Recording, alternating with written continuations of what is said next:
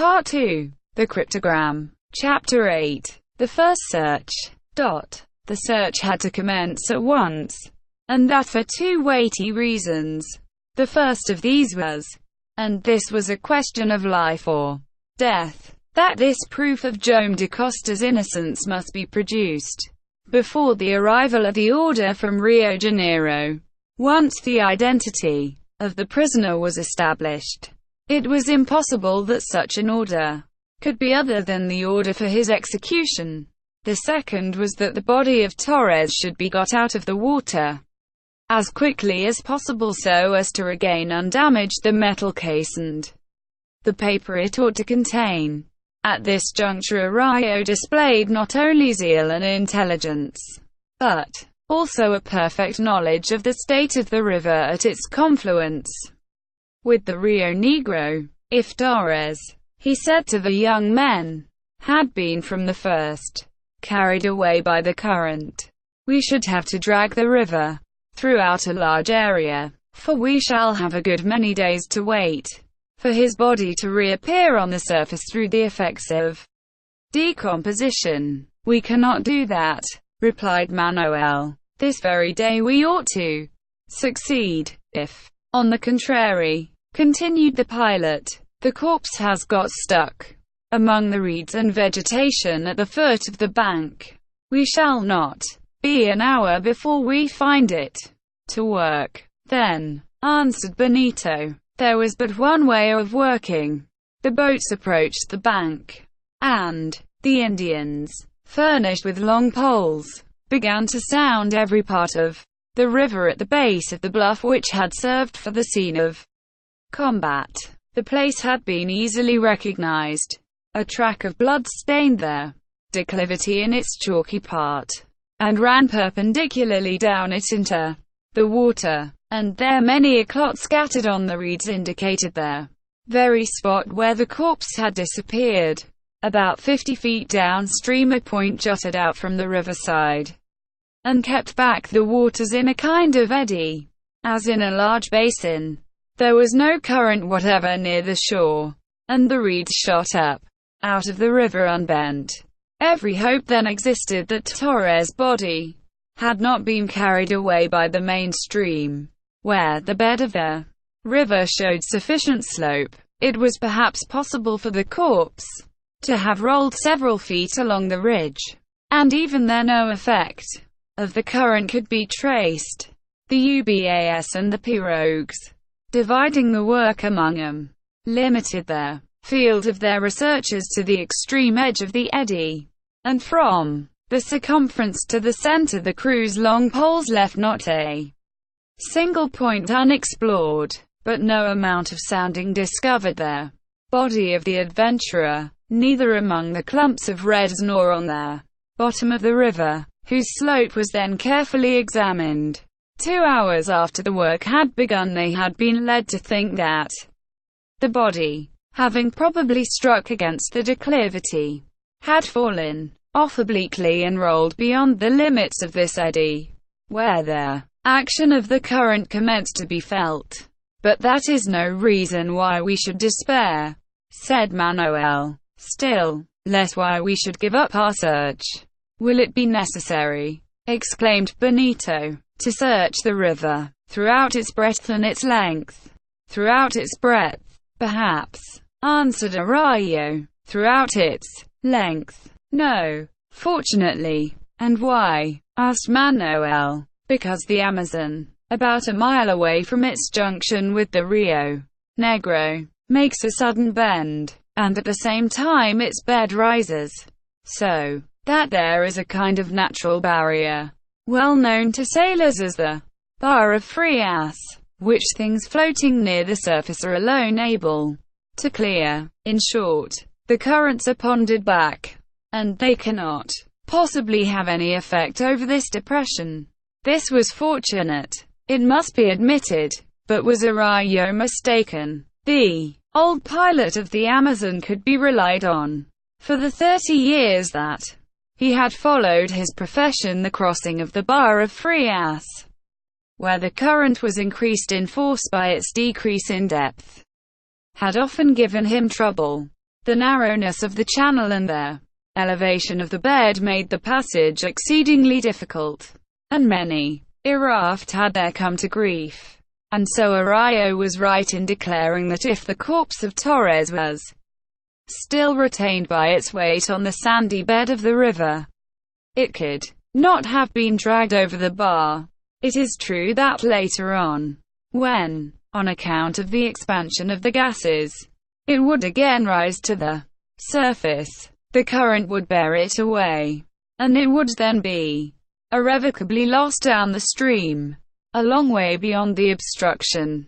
But this purely physical effect would not take place for several days. They could not have applied to a man who was more skillful or more conversant with the locality than Arroyo. And when he affirmed that the body could not have been borne out of the narrow channel for more than a mile or so, they were sure to recover it if they thoroughly sounded that portion of the river. Not an island, not an islet, checked the course of the Amazon in these parts. Hence, when the foot of the two banks had been visited, up to the bar, it was in the bed itself, about 500 feet in width, that more careful investigations had to be commenced. The way the work was conducted was this. The boats, taking the right and left of the Amazon, lay alongside the banks. The redds and vegetation were tried with the poles of the smallest ledges in their banks in which a body could rest. Not one escaped the scrutiny of Arroyo and his Indians. But all this labor produced no result, and half the day had elapsed without the body being brought to the surface of the stream. An hour's rest was given to the Indians. During this time they partook of some refreshment, and then they returned to their task. 4 of the boats, in charge of the pilot, Benito, Fragoso, and Manuel, divided the river between the Rio Negro and the Bar of Frias into 4 portions. They set to work to explore its very bed.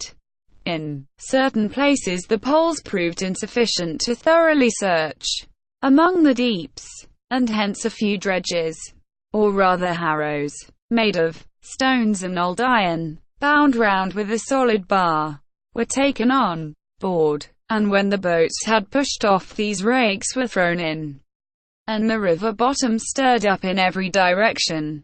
It was in this difficult task that Benito and his companions were employed till the evening. The UBAS and pirogues, worked by the oars, traversed the whole surface of the river up to the Bar of Frias.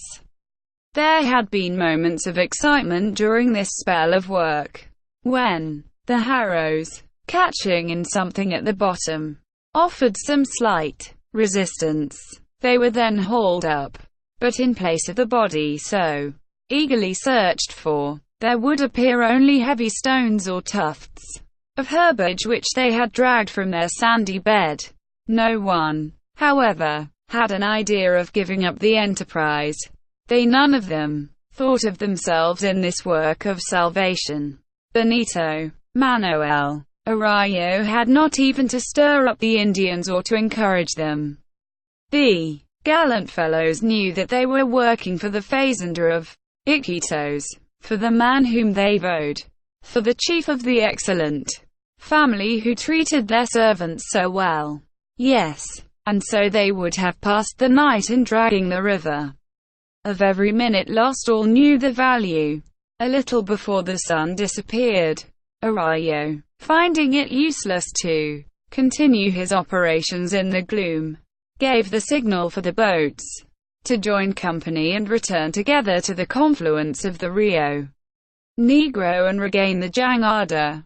The work so carefully and intelligently conducted was not, however, at an end. Manuel and Fragoso, as they came back, dared not mention their ill success before Benito. They feared that the disappointment would only force him to some act of despair. But neither courage nor coolness deserted the young fellow. He was determined to follow to the end this supreme effort to save the honor and the life of his father. And he it was who addressed his companions, and said, "Tomorrow we will try again, and under better conditions if possible." "Yes," answered Manuel. "You are right, Benito. We can do better. We cannot pretend to have entirely explored the river along the whole of the banks and over the whole of its bed.